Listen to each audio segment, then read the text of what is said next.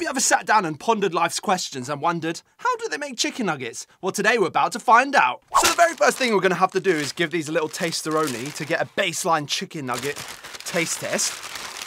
So let's got 6 nuggets here. What? The ketchup tried to attack me. Ketchup attempted murder aside. Let's just try the chicken nugget on its own first. See, they come in the different shapes. Now, these are set shapes, actually. Okay, so it's got a batter, and then it's obviously got chicken on the inside. To me, these have always been like a solid 6 out of 10. Like, they're good, but they're not like super, super good. Man, I'm just enjoying my nuggets here. So probably very surprisingly, the first ingredient we actually need is 2 chicken fillets. So we've got 2 chicken breast fillets here. So let's cut these up now. I have to say, these nitrile black gloves are the best disposable gloves I've ever used in my entire life. I will never go back to anything else apart from these. They are excellent gloves, so very cool. So let's open our chicken here. Start off with the one. And then we've just got to cut this up. Just going to cut this into little cubes. So let's get our chicken into our food processor here. Just like so. Right, so into that now we need to crack 2 eggs. So we'll do 1, 2. And to that we'll just add a pincheroni of salt. Not too much. Just a bit of flavouring in there. Oh, my flavours. Let's lock and load the blender. So now we've got our blended chicken. We're just going to place it in the freezer for about 10-20 minutes to harden up a little bit. So while the chicken's doing its thing in the freezer, we're just going to prepare 2 bowls here. One with corn flour, and then the other one's going to be with water. And then pour the water into here. Or water. And finally, just before we shape our nuggets, I'm going to prepare a little baking sheet here. These wallpaper scissors are really good for baking paper. Right, so it's at this point, what you want to do is dip your hands into the water first. This will help it not to stick to your hands. And we'll grab some of our chicken meat here. And you kind of just want to, best you can, shape it into a ball. And drop it into your corn flour. Just roll it around a little bit. And then put it onto your baking sheet. Freeze this in a minute again, just to harden it up. Chicken nugget sculptures here. So at this point, we're going to chuck these in the freezer. And we'll come back and finish off our batter that we're going to coat them in. Right, so in a bowl here, we're going to mix 1 cup of flour. Bloop. To that, we're going to add some onion powder. Spill it everywhere, of course. Garlic powder. Mustard powder. Some ground pepper. And now for the secret ingredient, some MSG. Into that, crack an egg. We'll start whisking in some water. Smells good already. Yum, yum, yum, yum. Basically, just give that a good mixeroni.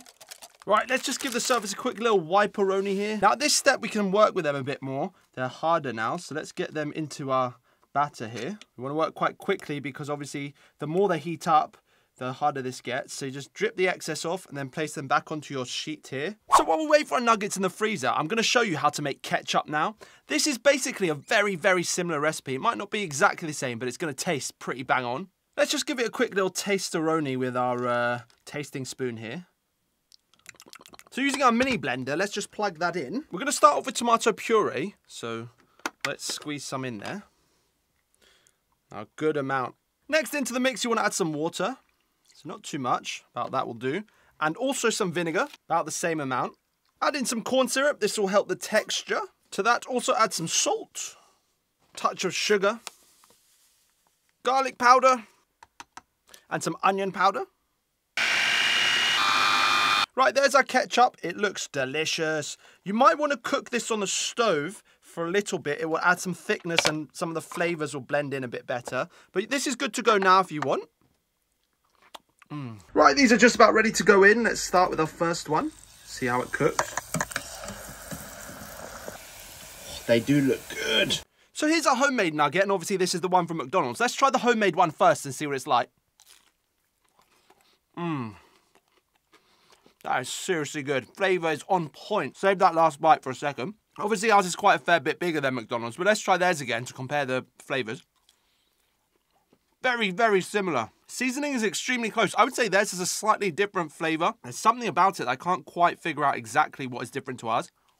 They're both very good, and they're very, very close. If I have to give it a rating out of 10, I'm probably going to say like maybe 7, 8 out of 10 on the homemade one, and probably a 6 out of 10 on McDonald's nuggets. Super quickly, I just wanted to do a blind taste test on our ketchup that we made. So we got this one this side. I don't know which one this is. So let's try this one first. Okay. Tastes like ketchup. Pretty standard tasting. Vinegary, sweet, everything that you usually get. Let's try this side now. Okay. Flavours are matched pretty well. Okay, I do know which is which based off that, though. Obviously, this is the homemade one. This is the one from McDonald's. It's slightly more, I think, probably a bit too much vinegar. But again, it's very close. You should definitely try this one yourself. Quickly, since I forgot, you know I get snacky during these cooking videos, so let's try a little taste test on these. I got these from Tesco today. They're called Choco Liebnis. I think, maybe that's German. If I remember what these are, which I think I might have had these before, these are epically good chocolate biscuits, like the best of the best of the best. So that's the chocolate biscuit itself. The chocolate to biscuit ratio on that, biscuit makers need to take note, to be honest, because that is how it's done. More than 50% chocolate. Let's try this.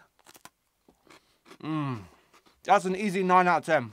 And since I know you lot like to see the time lapse of me finishing them, we'll eat the rest of these nuggets now.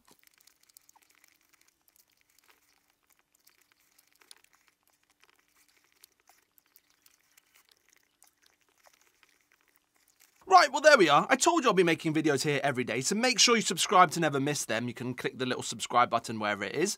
Also, let me know in the comments what stuff you want to see me make next. We're going to be trying all sorts of stuff again here. We've got loads planned, so yeah, subscribe to never miss that. Very cool. Yum, yum.